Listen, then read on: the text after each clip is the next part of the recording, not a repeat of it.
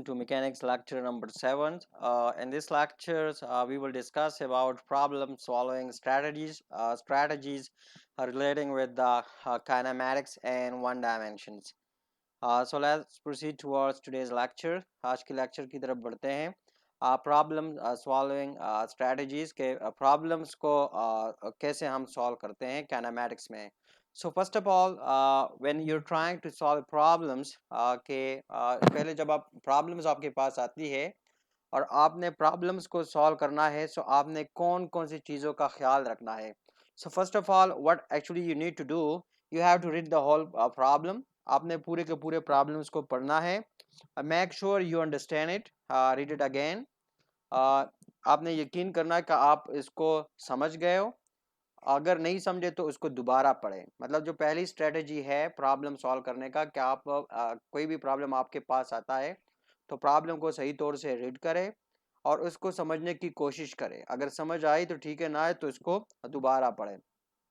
Decide on the object under study and what the time interval is. ठीक है, आप जो भी चीज़ है उसको मतलब जो जिस चीज़ के बारे में स्टडी है उसके बारे में आप डिसाइड करें, और जो टाइम इंटरवल है उसको भी मतलब देखें कि मतलब क्या क्या चीज़ें आपने करनी है और कितने टाइम के अंदर आपने उसको करना है.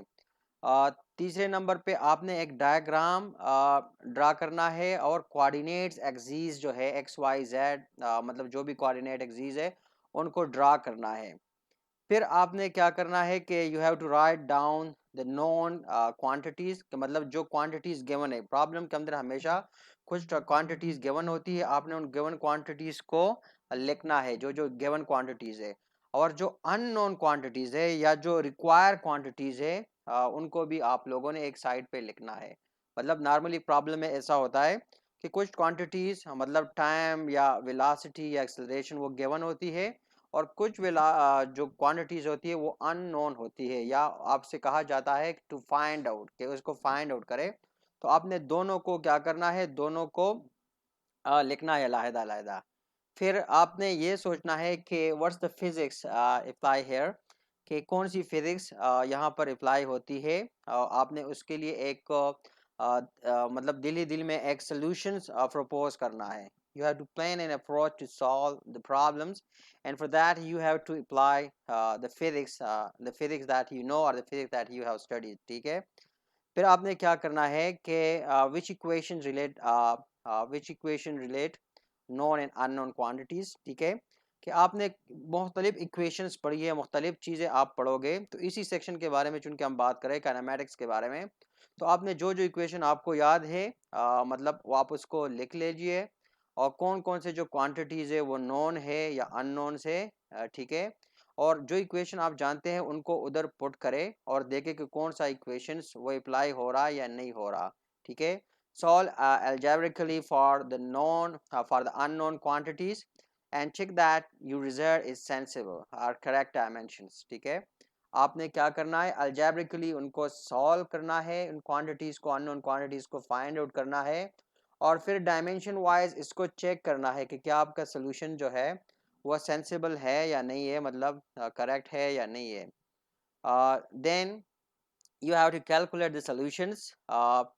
सोल्यूशन आपने कैलकुलेट करना है, round it to appropriate number of significant figures. मतलब जो भी रिक्वायर्ड सिग्निफिकेंट फिगर्स है उसमें आपने डेटा को राउंड करना है. फिर आपने अपने जो रिजल्ट्स आपके पास आता है, you have to look at the result, और आपने ये देखना है कि वेदर इट्स रीजनेबल और नॉट. और फिर does it agree with the rough estimate, कि आपके पास एक रफ एस्टिमेट भी होगा, तो क्या वो उस रफ एस्टिमेट के मुताबिक है या नहीं है. और at the end you have to check the units again, कि आपने यूनिट्स को फाइनली आपने यूनिट्स को चेक करना है. So let apply all the rules, कि जो जो रूल्स हमने पढ़े हैं, जो स्ट्रैटेजीज हमने पढ़ा है, इसको यहाँ पर इसी प्रॉब्लम के अंदर अप्लाई करते हैं. हमारे पास एग्जांपल है कि हम एक रनवे को डिज़ाइन कर रहे हैं. ठीक है. सो द क्वेश्चन इज, जो प्रॉब्लम हमारे पास है कि you are designing an airport, आप एक एयरपोर्ट को डिज़ाइन कर रहे हैं, and you have a plane that will use this airport must reach a speed of minimum speed जो है that is equal to 100 kilometre per hour, that applies to or that is equal to 27.8 metre per second. कि आपने एक airport को design करना है जिस पे एक जहाज वो टेकअप करेगी जिसकी जो मिनिमम स्पीड है वो 100 किलोमीटर पर आवर है या 27.8 मीटर पर सेकेंड है। फिर अगली कंडीशन क्या है कि it can accelerate at acceleration up 2 metre per second square. अब ये तो गिवन क्वांटिटीज है। अब हमने एक कंडीशंस पुट करना है, कुछ अननोन क्वांटिटीज को फाइंड आउट करना है। अब कंडीशन क्या है कि इफ द रनवे, कि जो हमारे पास रनवे है कि if the runway is x is equal to 150 metre long, कि मतलब अगर जो रनवे की लेंथ है 150 मीटर है, so can this plane reach the speed of before it turns off the end of the runway. तो मतलब जो क्वेश्चन हमारे पास है कि क्या ये जो जहाज है वो इस स्पीड तक पहुंच सकता है इतनी डिस्टेंस पे, मतलब जब तक ये रनवे खत्म हो जाती है तो क्या वो इस स्पीड तक वो पहुंच सकता है। ठीक है। दूसरी कंडीशन है एफ नॉट, अगर मतलब वो इस स्पीड तक नहीं पहुंच सकता, जो कि मिनिमम स्पीड हमने मेंशन की है 27.8 मीटर पर सेकेंड है। अगर इस स्पीड तक वो नहीं पहुंच सकता इतनी लंबाई वाले रनवे पे, then what is the minimum length required for the runway. तो फिर ये जो हमारे पास मिनिमम स्पीड है, इस मिनिमम स्पीड के लिए हमारे पास कितनी लंबाई की रनवे वो रिक्वायर है। मैं रिपीट करता हूँ क्वेश्चन को अगेन, कि हम आप एक एयरपोर्ट डिज़ाइन करना चाहते हैं जिस पे जब एक जहाज़ टेकअप करेगा तो उसकी मिनिमम जो वेलोसिटी है, मिनिमम स्पीड है, वो 27.8 मीटर पर सेकेंड होनी चाहिए, जबकि एक्स की एक्सेलरेशन 2 मीटर पर सेकेंड होनी चाहिए। अब जो रनवे है उसकी जो लेंथ है वो 150 मीटर है। तो पहले जो पार्ट है क्वेश्चन का कि वो ये है कि जब जहाज़ इस पे टेकअप करेगी तो क्या वो इसी जो वेलोसिटी जो स्पीड है, आ, मतलब जो 27.8 मीटर पर सेकेंड की जो स्पीड है, मिनिमम स्पीड है, तो क्या इसी रनवे पे वो इसी स्पीड तक पहुंच सकेगी, मतलब टेकअप करने से पहले क्या वो ये स्पीड रिक्वायर कर लेगी। दूसरी पार्ट है कि अगर वो इस स्पीड तक नहीं पहुंच सकती तो फिर रनवे की मिनिमम लंबाई इस स्पीड के लिए, ये जो स्पीड है इस स्पीड के लिए रनवे की मिनिमम जो लंबाई है, ये लेंथ है, वो कितनी होनी चाहिए। सो इसके सोल्यूशन की तरफ हम बढ़ते हैं। सोल्यूशंस के लिए जिस तरह हमने स्ट्रेटजीज में बयान किया है कि first of all you should draw a table for the known and unknown quantities. तो यहाँ पर देखें what are the known quantities. Known quantities है कि इनिशियल पोजीशन है, फिर इनिशियल वेलोसिटी है, फिर पोजीशंस है, ठीक है, और फिर एक्सेलरेशन है। These are the known quantities. Initial position zero, initial velocity zero, जो डिस्प्ले मतलब है जो लेंथ है, लंबाई है वो 150 मीटर है, एक्सेलरेशन है 2 मीटर पर सेकेंड है। The unknown quantity is the velocity or the speed in which we are interested, that is v। so ये हमारे पास unknown है। अब ये तो हमारे पास known and unknown quantities हो गई। अब यहाँ पर जो फिजिक्स से जो इक्वेशंस है जो आप लोगों को मालूम है वो इक्वेशन क्या है। We have these 4 equations from where we have to find out the solutions. इन इक्वेशंस को अप्लाई करके हमने सॉल्यूशंस को फाइंड आउट करना है। मतलब ये चीज़ें आप लोगों ने एक साइड पे लिखनी है। Now you have to proceed toward the solutions. अब सॉल्यूशंस में आप देखें we have to apply equation number 4। अब यहाँ पर देखें कि हमारे पास ये चीज़ें गिवन है, तो आप देखें कि ये वाली जो क्वांटिटीज़ है वो कौन सा ऐसा इक्वेशंस है जिसमें ये तमाम की तमाम ये जो क्वांटिटीज़ है वो इसके अंदर आ रही है। सो अगर आप क्लियरली इसको देखें तो हमारे पास ये वाली जो इक्वेशन है, इक्वेशन नंबर 3, इसमें ये तमाम की तमाम ये क्वांटिटीज आ रही है। So here you have to apply equation number 3।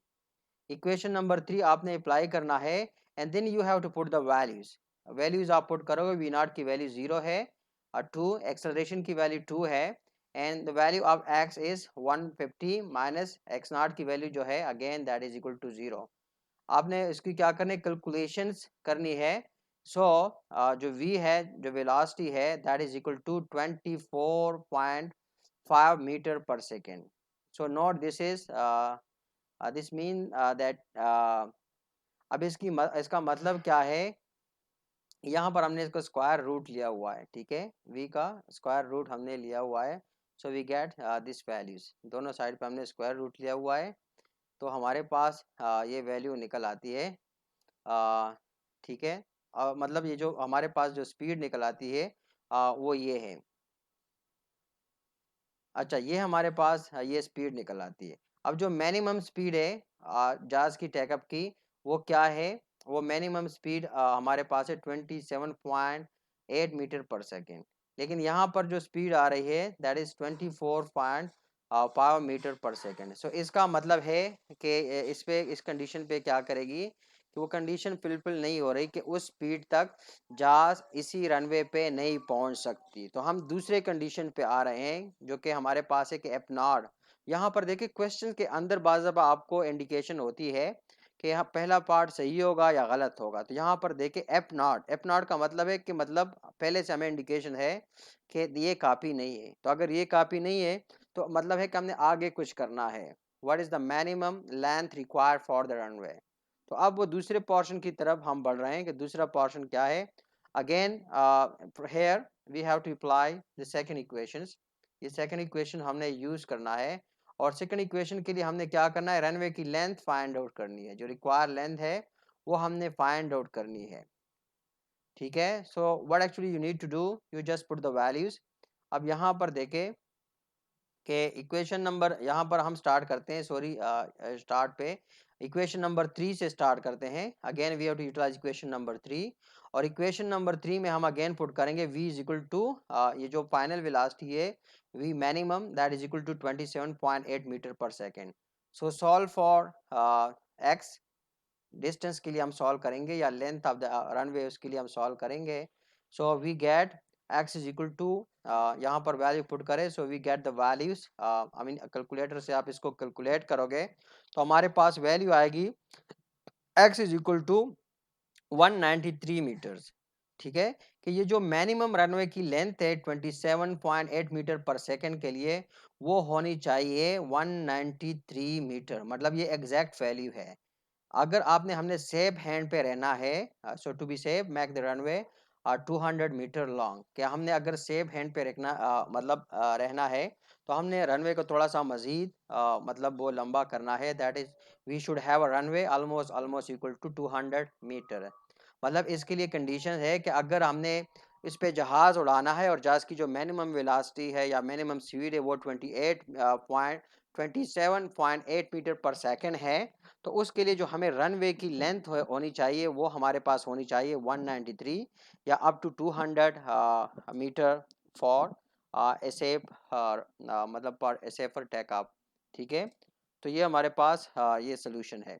फिर एक और एग्जांपल है कि एक्सेलरेशन ऑफ ए कार, कि how does it take a car to cross a 30 meter wide intersections after the light turns green, if it accelerate at a constant acceleration that is equal to 2 metre per second square. मतलब question को दोबारा repeat करें कि how long does it take a car, कि car को कितना वक्त लगेगा to cross a 30 meter wide intersections, मतलब कि इतना इंटरसेक्शंस का डिस्टेंस उसने क्या करना है, डिस्टेंस को कवर करना है, कि after the light turns green, कि जब लाइट, आपको पता है कि इशारे पे वो खड़ा है और जब लाइट वो ग्रीन हो जाए। So if it accelerate it constant acceleration that is 2 metre per second square. सो यहाँ पर देखिए ये हमारे पास यही कंडीशंस है जो यहाँ पर हमने बयान की क्वेश्चंस में, कि ये हमारे पास ये कंडीशंस हैं। कार की initial position, initial velocity equal to 0, acceleration है 2 मीटर पर सेकेंड स्क्वायर।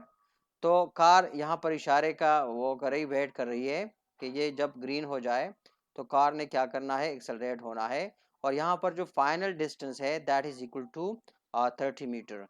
सो मतलब ये चीज़ हमारे पास जो वाजिस चीज़ है जिसको हम देख रहे हैं, वो जो नॉन चीज़ें हैं इस एग्जांपल में, वो हमारे पास है इनिशियल डिस्प्लेसमेंट या initial positions that is x naught equal to 0, जो फाइनल पोजीशन है यहाँ पर x वो बराबर है x is equal to 30 meters, v naught जो इनिशियल वेलोसिटी है दैट इज 0, जो एक्सेलरेशन है that is equal to 2 metre per second square. जो हमें रिक्वायर चीज़ें हैं, जो हमें बताया जाता है कि आपने फाइंड आउट करना है, it is t, that is time. So time के लिए we have to utilise equation number 2, that is x is equal to x naught plus v naught t plus half a t square. तो यहाँ पर देखें x naught zero है, v naught zero है, तो ये दोनों क्वांटिटीज़ है.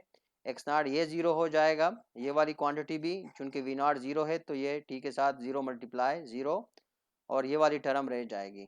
तो आपने क्या करना है, इसको सिंप्लीफाई करना है, और सिंप्लीफिकेशन के बाद यहाँ पर देखिए ये वैल्यू आ जाती है. यहाँ पर x की वैल्यू पुट करें 30 डिवाइड बाय a की वैल्यू पुट करें, a की वैल्यू हमारे पास क्या है 2 है. So you do the simplification and at the end you have to take the square root. So you will get the values for the t that is equal to 5.48 second. तो ये हमारे पास ये value निकल आएगी. एक और example है जो आपके बुक में टू एग्जाम्पल 2.8 है, चैप्टर नंबर 2 में एग्जाम्पल नंबर 8 है, एयर बैग के बारे में. जो वेस्टर्न कंट्रीज में जब एक्सीडेंट होता है तो गाड़ी में आप बेल्ट बांधते हो तो फौरन वहां पर क्या होती है, एक एयर बैग निकल आती है जो ड्राइवर को सेफ रखती है. ठीक है, तो प्रॉब्लम हमारा इसके बारे में है कि you need to design an air bag system that can protect the driver at a speed of 100 kilometer per hour, which correspond to 28 meter per second, which again corresponds to 60 mile per hour. मतलब ये गाड़ी की speed है कि आपने क्या करना है, एक एयर बैग को डिजाइन करना है कि जो एक्सीडेंट के वक्त ड्राइवर को क्या करे, ड्राइवर को सेफ्टी प्रोवाइड करे. किस कंडीशन में, जब गाड़ी मूव कर रही हो इसी स्पीड के साथ 100 किलोमीटर पर आवर के साथ गाड़ी मूव कर रही हो, या 28 किलोमीटर पर सेकंड के साथ वो गाड़ी मूव कर रही हो. So if the car hit a brake wall, ठीक है, और इसी स्पीड के साथ गाड़ी एक ईंटों से बने एक दीवार के साथ टकराती है. तो आप क्या करें, आपने एयर बैग को डिज़ाइन करना कि इसके एयर बैग कैसा होना चाहिए, और ताकि वो ड्राइवर को इस हादसे में महफूज रख सके. So estimate how fast the airbag must inflate to effectively protect the driver. मतलब आपने ये भी अंदाज़ा लगाना है कि कितने तेज़ी के साथ वो बैग बाहर निकले ताकि वो ड्राइवर को महफूज कर सके. And how does the use of A seat belt help the driver. और ये भी आपने मालूम करना है कि ये जो सीट बेल्ट है इसने कैसे ड्राइवर को बचाने में मदद देना है. ठीक है, या इसको ड्राइवर की सेफ्टी के लिए इसको कैसे यूटिलाइज करना है. So again you have the equations, 4 equation है हमारे पास जो ऑलरेडी आप मतलब you are aware of that कि व्हाट आर दीज 4 इक्वेशंस. ठीक है, अब जो नॉन क्वांटिटीज है आपने नॉन क्वांटिटीज को पुट अप करना है. Known quantities that is x naught is correspond to the velocity v naught initial velocity को, जो हमारे पास बराबर है 28 मीटर पर सेकंड. इनिशियल वेलोसिटी हमारे पास क्या है 28 मीटर पर सेकंड. फाइनल वेलोसिटी जाहिर बात है जब गाड़ी दीवार को हिट करेगी तो गाड़ी जीरो वेलोसिटी पे आ जाएगी, इस मीन फाइनल वेलोसिटी जीरो है.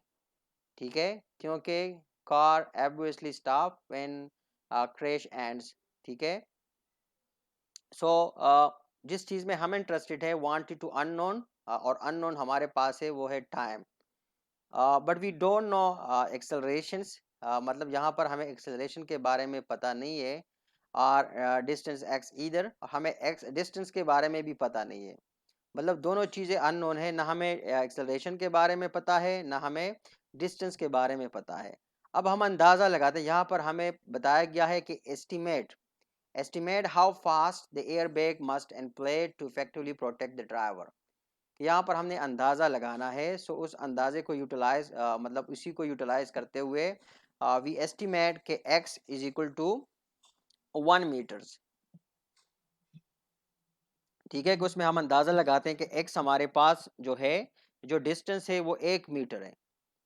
This has to be a 2 step problems. फिर इसी तरह ये हमारे पास एक 2 स्टेप का एक प्रॉब्लम बनता है. मतलब x को हमने एस्टिमेट किया कि ये 1 है. सो इसी के साथ हमारे पास इसी प्रॉब्लम्स के 2 स्टेप बनते हैं. पहले स्टेप में हमने क्या करना है, टू सॉल्व फॉर ए, कि हमने एक्सेलरेशन को फाइंड आउट करना है. सो एक्सेलरेशन के लिए हमने अगेंस्ट इक्वेशन नंबर थर्ड को यूटिलाइज करना है। इक्वेशन नंबर थर्ड में हमने एस्टिमेट किया कि x जो है ये हमारे पास 1 मीटर है, ये हमने अंदाज़ा लगाया। ठीक है, तो ये वाले इक्वेशंस ये यूटिलाइज करें और फाइंड आउट करें द वैल्यू ऑफ ए, इसी से ए की वैल्यू फाइंड आउट करें। So we get the values, आप जस्ट वैल्यूज पुट करते हो और सिंपल अलजबरा उसको सॉल्व कर देते हो, तो हमारे पास वैल्यू निकल आती है कि a is equal to minus 390 metre per second square. कि मतलब इसी एक्सेलरेशन के साथ बॉडी क्या हो रही है, स्लो हो रही है, अपोजिट डायरेक्शन में टर्न बैक करी, मतलब बॉडी की ये क्या है, ये डिसलेरेशन है बॉडी की, minus 390 metre per second square. सो ये हमारे पास क्या है, this is a huge acceleration, ये वैल्यू बहुत बड़ी है। देखो स्पीड हमारे पास क्या है 28 मीटर पर सेकेंड, लेकिन जो एक्सेलरेशन है that is 390 metre per second square but in opposite direction. Now use equation number 1 to solve for the time. अब इक्वेशन नंबर 1 को यूटिलाइज करें। इक्वेशन नंबर 1 में हमारे पास क्या है, final velocity equal to initial velocity plus a t, मतलब acceleration multiply by time. तो ये इक्वेशन यूटिलाइज करें, इससे टी की वैल्यू निकालें। तो ए की वैल्यू, टी की वैल्यू निकालने के लिए ज़रूरी है कि यहाँ पर ये वाली जो टर्म है वी नॉट, वी नॉट हमारे पास क्या है, वी नॉट की वैल्यू मतलब वी नॉट की वैल्यू यहाँ पर देखे इस 28 मीटर पर सेकेंड है, और v की जो वैल्यू है यहाँ पर देखे v की वैल्यू इज इक्वल टू 0, तो यहाँ पर हमने 0 इसको पुटअप किया है, बाकी वैल्यूज पुट करें और इसमें से टाइम की वैल्यू निकालें। So you will get t is equal to minus v naught divided by a. So आप वैल्यू पुट करें, वी नॉट की वैल्यू पुट करें दैट इज 28, और फिर a की वैल्यू पुट करें, what is the value of a, that is minus 390, value ये put करें, so you get a value. अब यहाँ पर देखिए एक माइनस ये है, एक माइनस इसी में है, तो दोनों माइनस माइनस कैंसिल हो जाएंगे, और जब आप कैलकुलेशन करते हो 28 divided by 390, so you will get time is equal to 0.07 second. तो इतना टाइम हमें रिक्वायर होगा रिएक्शन शो करने के लिए, मतलब अगर हमने ड्राइवर को सेव करना है तो ये हमारे पास क्या है, ये हमारे पास रिएक्शंस टाइम है कि इसी रिएक्शंस टाइम में बैग को बाहर निकलना है। अगर इसी टाइम में बैग बाहर नहीं निकला, सो मतलब ड्राइवर जो हमारे पास होगा वो सेव नहीं होगा।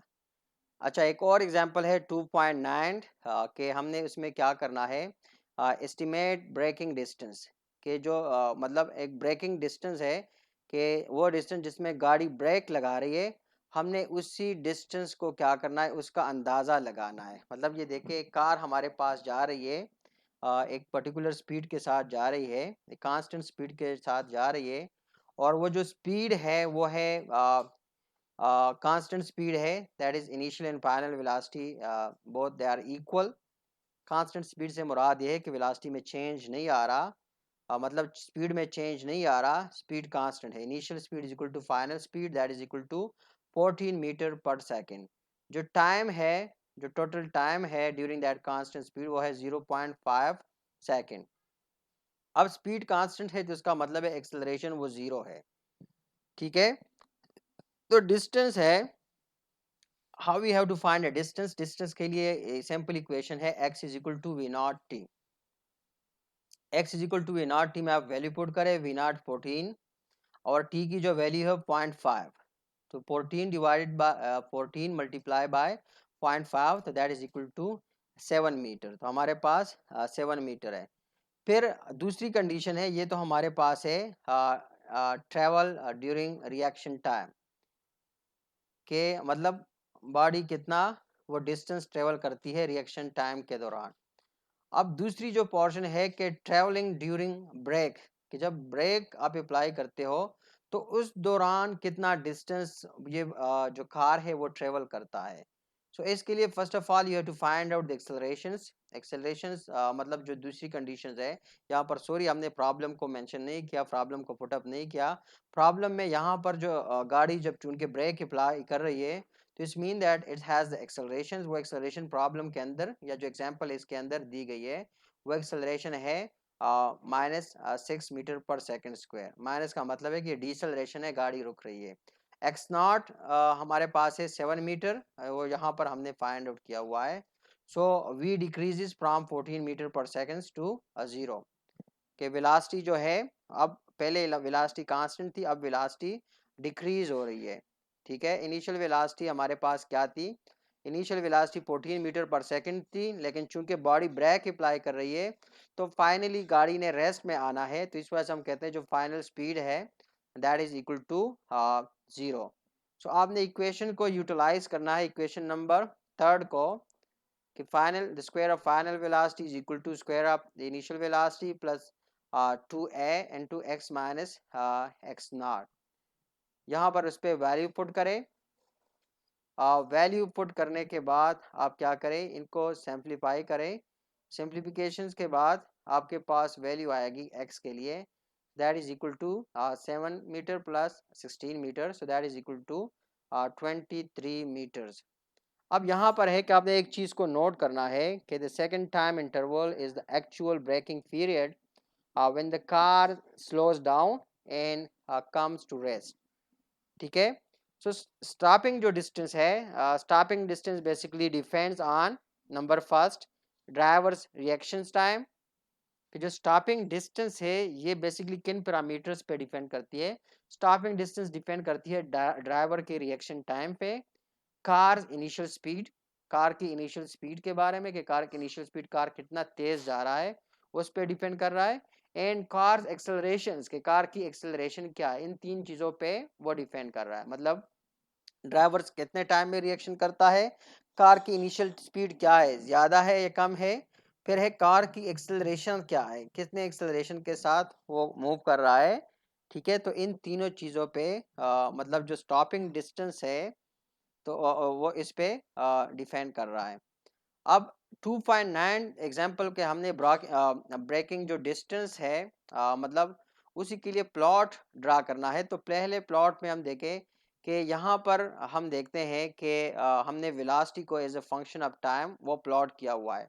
तो यहाँ पर देखते हैं कि हम कहते हैं कि 0.5 सेकंड तक जो टाइम है, इस तक एक्सेलरेशन या सॉरी इस तक जो वेलोसिटी है वो कांस्टेंट रहती है, वो ये वाला ड्यूरेशन है। मतलब यहाँ तक जब टाइम हो 0.5 सेकंड टाइम हो, तो यहाँ तक जो वेलोसिटी है दैट रिमेन कांस्टेंट।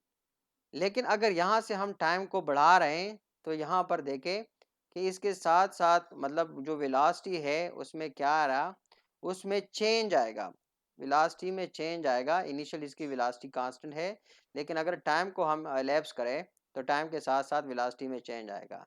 तो ये वेलोसिटी वर्सेस टाइम हमारे पास एक प्लॉट है। सिमिलरली दूसरे में तो यहाँ पर हम ये इक्वेशंस वो यूटिलाइज करते हैं पोजीशंस को फाइंड आउट करने के लिए। फिर दूसरी जो हमारे पास इक्वेशन है position versus time, position sorry यहाँ पर आ, जो वेलोसिटी है उसके लिए हम ये इक्वेशन यूटिलाइज करते हैं कि v is equal to v naught plus a t. फिर जो दूसरी position versus time, position versus time को यहाँ पर हमने इस प्लॉट के थ्रू इसको यहाँ पर शो किया हुआ है। So here you can clearly see that कि यहाँ पर देखिए पोजीशंस कि एक पर्टिकुलर पोजीशन है, इसी पर्टिकुलर पोजीशंस पे हमारे पास क्या है कि 0.5 सेकंड पे हमारे पास ये पर्टिकुलर पोजीशंस है। ठीक है, ये टाइम है, ये पर्टिकुलर पोजीशंस है। लेकिन यहाँ पर देखिए अगर हम टाइम को मतलब टाइम को इंक्रीज करें तो यहाँ पर देखें कि टाइम के इंक्रीज के साथ साथ जो हमारे पास डिस्टेंस है वो भी इंक्रीज करती जाएगी। मतलब position is basically functions of time, ये पोजीशन डिपेंड करती है टाइम पे। टाइम इंक्रीज होगा तो यहाँ पर क्या होगा, जो पोजीशंस है वो भी क्या करेगी, पोजीशन भी चेंज होती रहेगी। मतलब डिस्टेंस ज़्यादा जो बॉडी की पोजीशंस है वो पोजीशन भी चेंज होगी और ज़्यादा तेज़ी के साथ वो चेंज होगी। एक और एग्जांपल है कि जो इसी बुक की जो 5th एडिशन है इसमें है कि फास्ट बॉल को हम एक मतलब करते हैं कि फिगर में जिस तरह आपको दिख रहा है कि a baseball features accelerate the balls through a displacement of about 3.5 meters। कि बेसबॉल एक गेम है, मतलब क्रिकेट की तरह, mostly you can think like that कि जिस तरह क्रिकेट में बॉलिंग करते हैं इसमें वो थ्रो करते हैं और एक बैट से बेसबॉल जो बैट होता है उससे हिट करते हैं। तो यहाँ पर एक है एक बेसबॉल पिचर है जो कि बॉल को क्या करता है, बॉल को थ्रू करता है through displacement that is equal to 3.5 metres.